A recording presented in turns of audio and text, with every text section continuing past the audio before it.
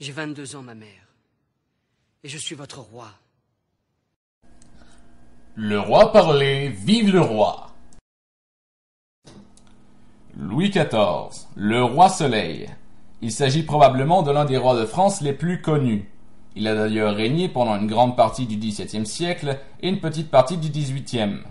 Aujourd'hui, nous verrons dans cette vidéo les principaux aspects de sa vie, soit sa jeunesse, sa puissance politique et militaire, son amour pour les arts, ainsi que sa mort.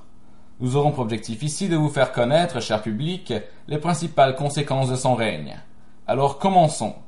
Louis Dieudonné de Bourbon est né le 5 septembre 1638 à Saint-Germain-en-Laye du roi Louis XIII et de la reine Anne d'Autriche, qui attendaient tous deux cet héritier depuis de nombreuses années. Ce petit garçon devint Louis XIV à la mort de son père, le 14 mai 1643, à l'âge de seulement 4 ans et demi. Étant pas assez vieux pour gouverner, c'est sa mère et son parrain, le cardinal Jules Mazarin, qui prirent le pouvoir. Pendant sa jeunesse, Louis XIV eut une éducation humaniste, et il s'intéressa particulièrement aux arts, notamment le ballet. Fait intéressant, c'est lors d'une représentation du ballet de la nuit, le 23 février 1653, que le jeune monarque acquit le surnom de Roi Soleil, étant déguisé en Apollon, du gréco-romain associé à l'astre solaire. Lorsque le cardinal Mazarin meurt le 9 mars 1661, Louis XIV, alors âgé de 22 ans, décide le jour suivant de prendre officiellement les rênes du pouvoir, et il se défait de l'aide d'un premier ministre pour régner. En effet, le roi veut désormais gouverner seul, ce qui marque l'apogée du pouvoir monarchique absolu en France.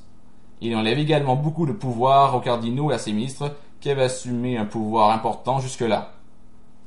D'ailleurs, c'est avec cette prise de pouvoir que Louis XIV instaura sa politique du gouvernement royal de 1663, où le roi modifia l'administration des colonies, comme la Nouvelle-France, afin de diriger plus directement ces dernières, qui avaient par ailleurs été acquises par le royaume durant les grandes explorations au XVIe siècle. Également, durant son règne, Louis XIV a fait agrandir et embellir l'un des palais les plus célèbres d'Europe, le château de Versailles, où il amena toute sa cour. Aussi, comme notre monarque était un grand mécène, il attira à Versailles des artistes comme Molière ou Lully. Louis XIV adorait donc l'art de la scène et c'est sûrement ce qui l'a en partie inspiré à faire de sa vie un spectacle. D'ailleurs, comme il le disait lui-même, les peuples se plaisent au spectacle, par là, nous tenons leur esprit et leur cœur. Un autre aspect de son règne est sa passion pour la guerre qui coûta d'ailleurs très cher au royaume de France et donc à la population elle-même.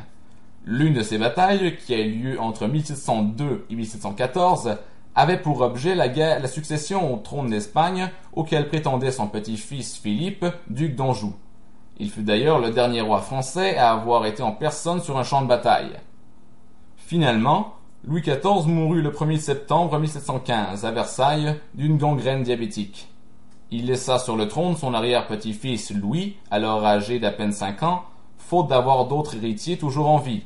Fait intéressant, Louis XIV est le roi européen ayant eu le règne le plus long, soit d'une durée de 72 ans et demi. Cette vidéo s'achève et avant de vous laisser, j'aimerais que vous reteniez 3 aspects du règne de Louis XIV qui ont eu de grands impacts. Premièrement, c'est que les guerres et les constructions du roi Soleil ont grandement endetté le royaume et ont indirectement conduit les Français à se révolter contre la monarchie en 1789, lors de la Révolution française. Deuxièmement, c'est que le règne de notre monarque a eu de fortes conséquences sur la culture en Europe avec l'expansion du classicisme, dont Versailles est l'un des plus beaux exemples. Enfin, il faut retenir que Louis XIV reste l'un des symboles de l'absolutisme monarchique français et est surtout connu comme le roi Soleil qui a éclairé le monde de sa lumière. Je vous remercie d'avoir regardé cette vidéo et n'oubliez pas de toujours rester curieux.